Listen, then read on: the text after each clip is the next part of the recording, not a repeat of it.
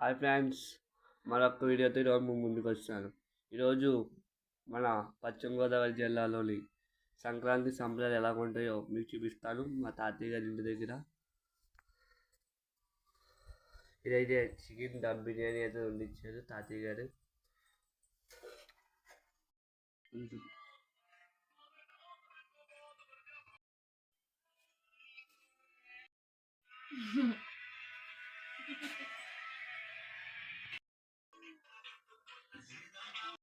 ఇదైతే మా ఇల్లు, మా ఫ్యామిలీని కూడా చూపిస్తాను మీకు.